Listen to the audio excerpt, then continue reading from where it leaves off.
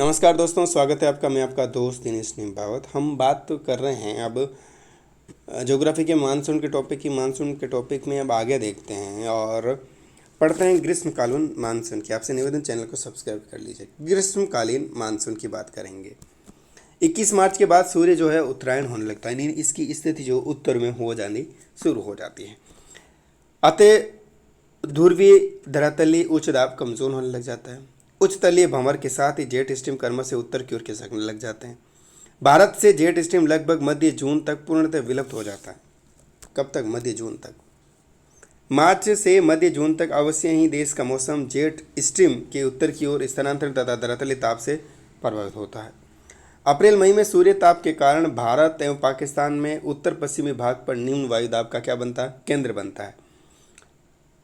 अत्यधिक सूर्यताप यानी टेम्परेचर ज़्यादा होता है, इस कारण से इस धरातलीय निम्न दाब के ऊपर जेट स्ट्रीम के स्थित होने पर अफगानिस्तान तथा पाकिस्तान एवं भारत के उत्तर पश्चिमी भाग पर गतिक चक्रवात कायम रहता है।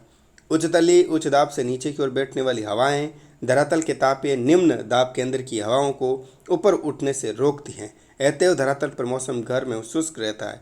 इसलिए अप्रैल मई में तापमान एवं वाष्पीकरण अधिक होने पर भी वर्षा नहीं हो पाती है। बंगाल एवं उत्तर पूर्वी भारत में अवश्य ही मानसून पूर्व वर्षा होती है।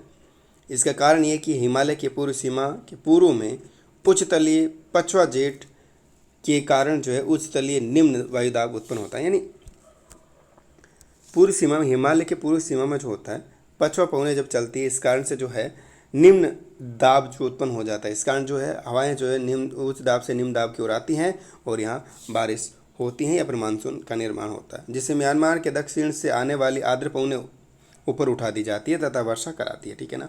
इसका प्रभाव बांग्लादेश एवं संलग्न भारत पर भी पड़ता है। इसी कारण जिस समय मई में उत्तर पश्चिमी भारत शुष्क रहता है, तब उत्तरी पूर्वी आर्द्र रहता है। ठीक है। मध्य जून तक भारत के ऊपर से पछुआ जेट स्ट्रीम उत्तर की ओर खिसक कर पूर्णतः लुप्त हो जाती है। यानी मध्य जून के आसपास जेट स्ट्रीम जो है भारत से क्या हो जाती है? लुप्त हो जाती है। अब जेट स्ट्रीम तिब्बत के पठार के उत्तर में शीतकालीन मार्ग के विपरीत बहने लगती है। ये उच्चतलीय जेट स्ट्रीम उत्तरी ईरान एवं अफगानिस्तान के ऊपर चक्रवाती वक्र यानी घड़ी की सुई के विपरीत यानी एंटी क्लॉकवाइज में जो है घूमती है, चक्रवाती है। चक्रवात की दिशा एंटी क्लॉकवाइज होती है और प्रति चक्रवाती की एंटी क्लॉकवाइज है, याद रखना, उत्तरी गोलार्ध में। ठीक है, रूप में बहती तथा सौर मंडल में गतिक निम्न दाब तथा चक्रवाती दशा बन जाती है। शीतकाल में यहाँ उच्च दाब एवं प्रति चक्रवाती दशा स्थापित थी। ये उच्च तलीय निम्न दाब वो जो है उत्तर पश्चिम भारत एवं पाकिस्तान तक विस्तृत होता है। इसके नीचे धरातल पर से ही जो पहले से ही तापजन्य निम्न दाब स्थित होता है।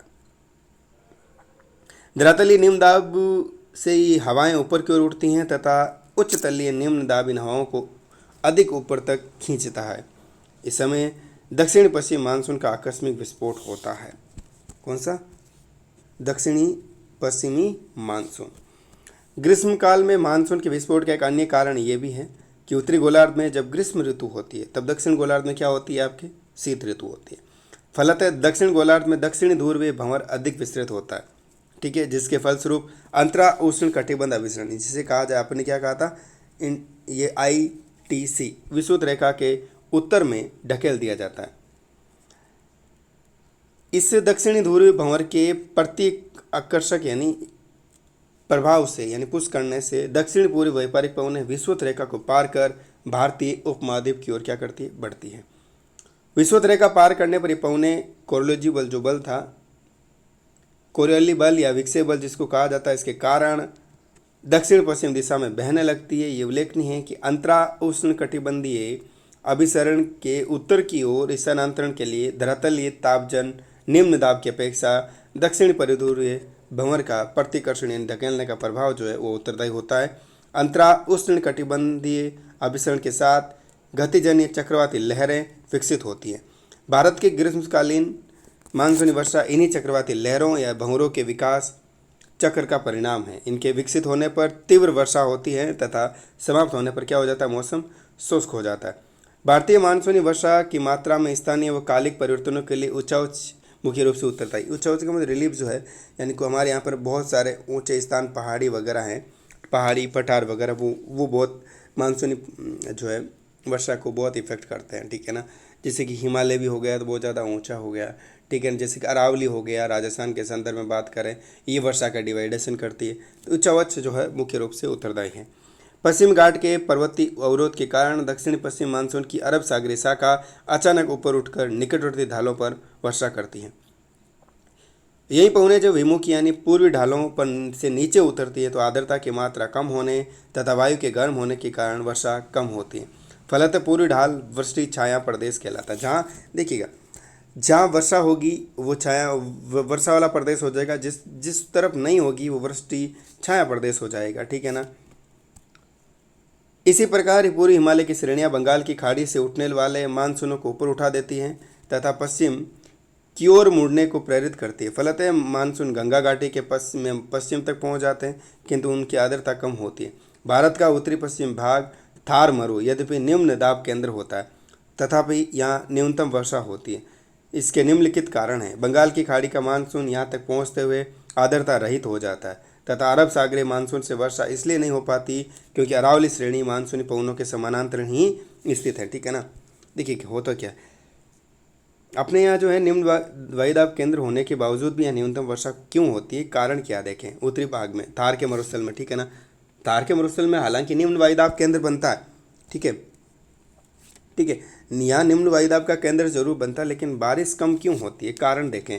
यहाँ निम्न वायुदाब बनता है, यहाँ अरब सागर से बात करें, अरब सागर से पवने उच्च दाब से निम्न वायुदाब की तरफ आती है, लेकिन अरावली आपको पता है अरावली का विस्तार है इस तरीके से, जैसे ही ये पवने आती है वो ये इसके समानांतर चलने लग जाती है। इस तरीके से ये जो मानसून है ये डिवाइड हो जाता है, ठीक है। बारिश यहाँ हो जाती है लेकिन ऊपर का क्या रहता है, खाली रह जाता है, बारिश नहीं होती है, ठीक है ना। अरावली पूरी समानांतरण है, ठीक है ना। इस कारण से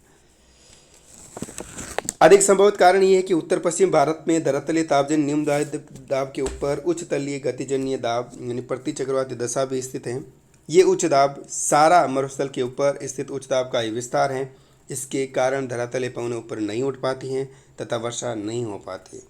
किंतु जब ये उच्च दाब खिसक जाता है तो मानसूनी पवनें तेजी से ऊपर उठकर क्या वर्षा भी करती है। इसका कारण है कि आज जो है थार के रेगिस्तान हरा भरा होने लगा है और बारिश भी होने लगी है, ठीक है। मानसूनी वर्षा अगले वीडियो में।